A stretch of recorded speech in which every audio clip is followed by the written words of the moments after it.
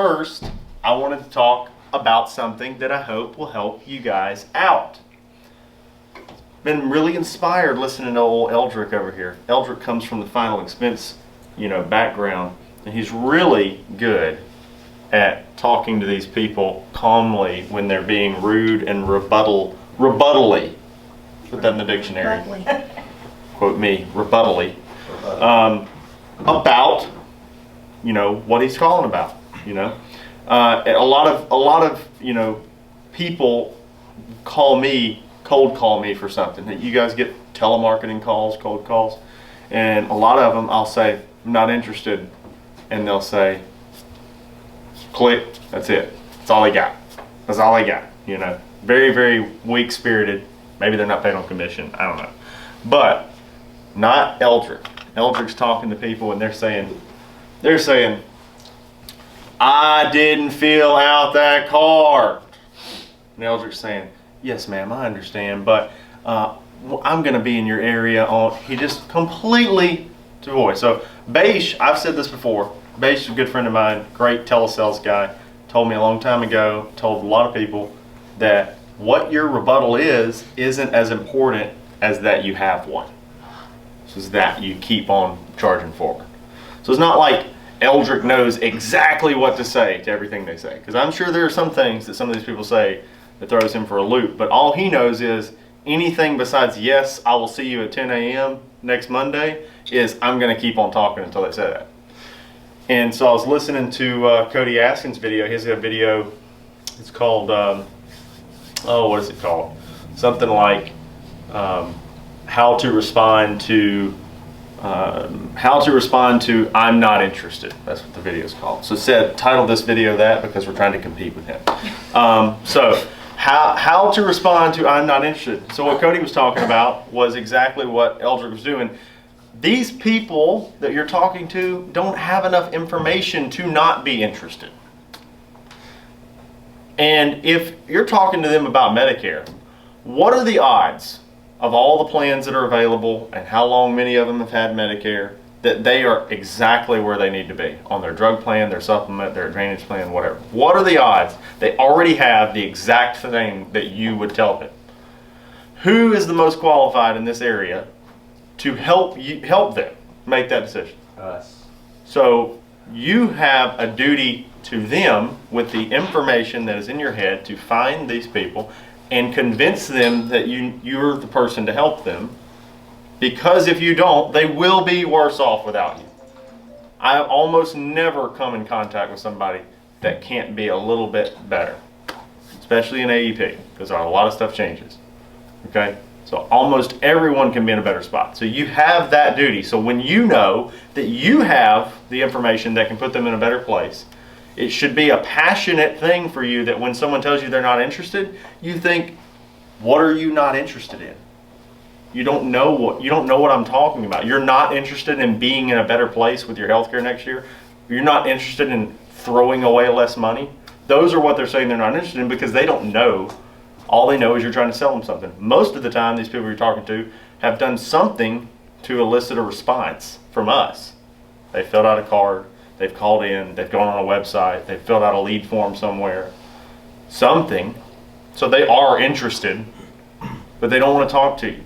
Okay? The type of people typically that fill these things out, not maybe like a Google form, but definitely like a direct mail card, or a permission to contact form, or a Facebook lead, or something like that. The type of people that are typically filling this out are also kind of the people that really just want to default to whatever's most comfortable for me in my immediate moment. So their immediate response is almost always going to be, I'm not interested. I'm not interested. Because it interrupts Mari.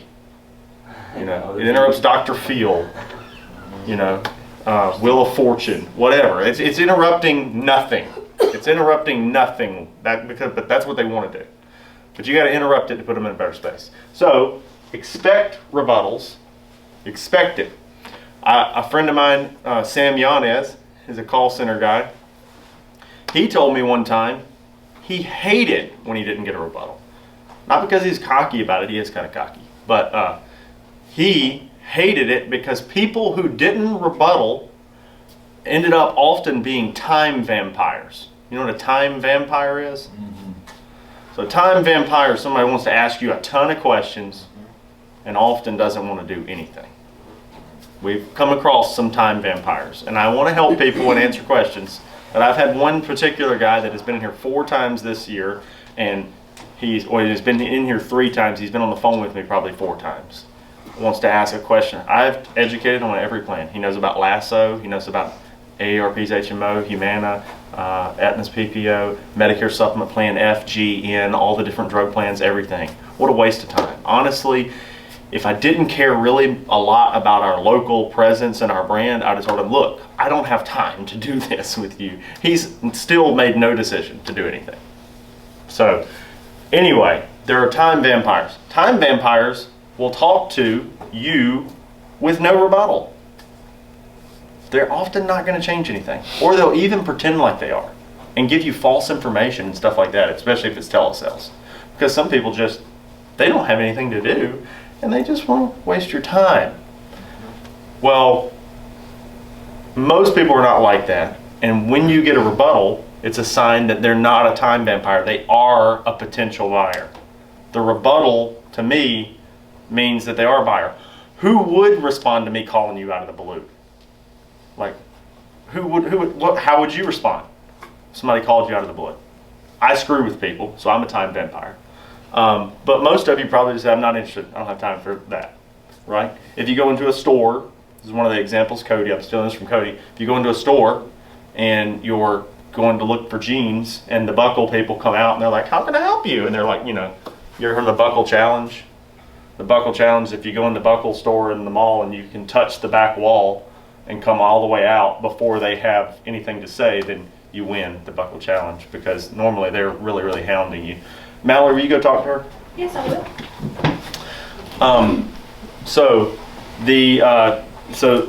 But if you go into buckle, they're going to come after you asking you, do you want help? What do you say? If you're shopping for jeans and somebody comes out and they're talking to you, what do you typically say? Just browsing. Just browsing, just looking, just shopping, just looking around, just looking. Well, oftentimes you would buy a pair of jeans, right? Everybody likes new jeans. Feel great. Should get blue deltas. My friend Josh was. Anyway, so you rebuttal yourself. Other people rebuttal. Does it necessarily mean that that person doesn't know looking at you? I mean, maybe someone that's really experienced could look at you and be like, you need to get them Tylers or whatever. I don't know. They're more experienced about jeans than me. All I do is wear them. I don't sell them. But I don't want to talk to them about them because I don't like being sold. Nobody likes being sold to. But if you're advising and you know more about it than somebody else, you're qualified to help them with that, and you have to get past those rebuttals. So if you expect the rebuttal and hope for it almost, then you can just get around it, and by the time you turn them into somebody who will actually talk to you about it, they're a much more qualified buyer and a much more higher intent buyer than somebody that just wanted to chat you up on the phone forever or just wanted you to come by. Who was it that went to a house the other day and they said, shoot, I just answered that because it was a scam and I was just trying to get them off the phone. Eldrick had that happen. And then one of you had another one that was like that. Something like, I just want to see if somebody show up.